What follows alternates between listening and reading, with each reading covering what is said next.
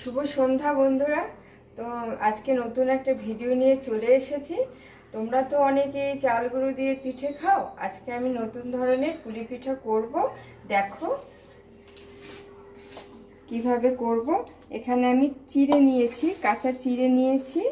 এখানে আমার নারকেলের পুর করে নিয়েছি। এখানে আমার চিনি, আর এখানে আটা, এখানে সাদা তেল। আমি এবার ভালো করে উষ্ণ উষ্ণ গরম জল করে আমি চিড়েটা ভালো করে ধুয়ে নেব।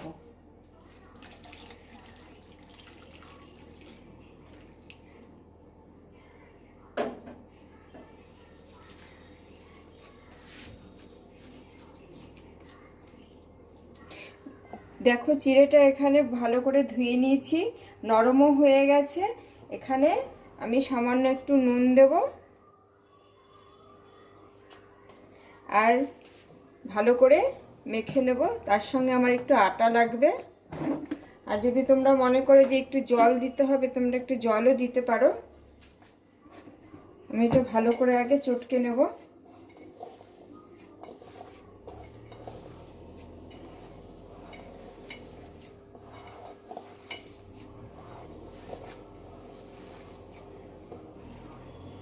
এখানে আন্দাজ মতন যেরকম তোমরা আটা মাখো সেরকম করে তো মেখে নেবে।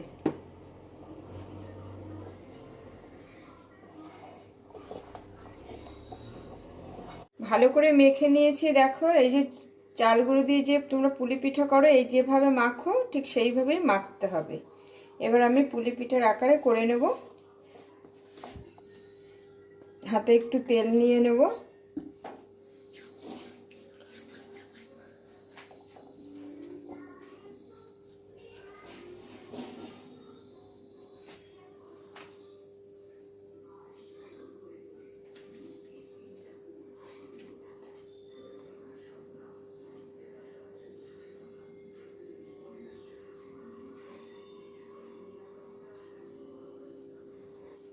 এইভাবে করে নেবে।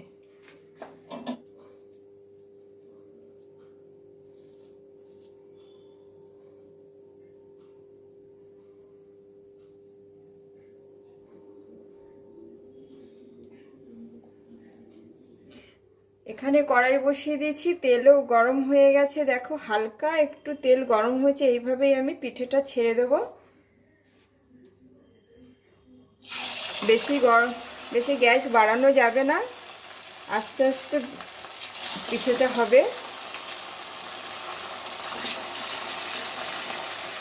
একসঙ্গে বেশি দিয়ে ভাজা যাবে না, অল্প করে দিয়ে ভাজতে হবে।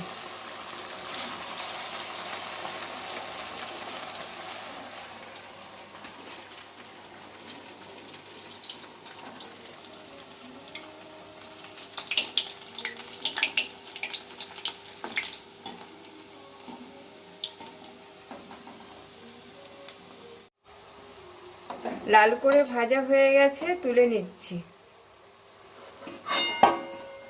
এইভাবে তোমরা গ্যাস কমিয়ে ভাজবে, ভেতরটা সুন্দর সেদ্ধ হয়ে যাবে। আর গ্যাস যদি বাড়িয়ে ভাজো তাহলে বেশ ভালো হবে না ভাজাটা।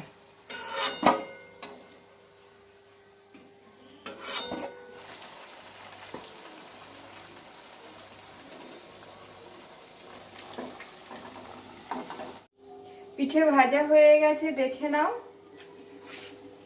এই দেখো কি সুন্দর লাল লাল করে ভেজে নিয়েছি। আর এখানে দেখো জল দিয়ে দিয়েছি, এখানে আমি চিনি দিয়ে দিচ্ছি।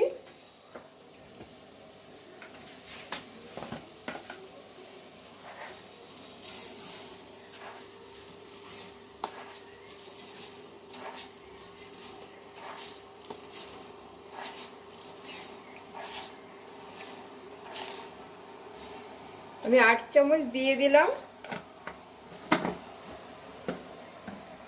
যখন এই চিনি শিরাটা যখন একটু আঠা আঠা টাইপের হয়ে যাবে তখন পিঠেটা দিয়ে দেব।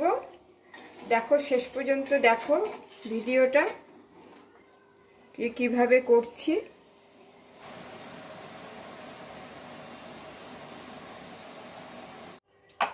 শিরাটা ঘন হয়ে গেছে, দেখো এই যে আঠা আঠা হয়ে গেছে।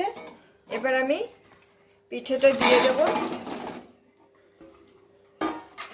দিয়ে ভালো করে শিরাতে মিশিয়ে নেব।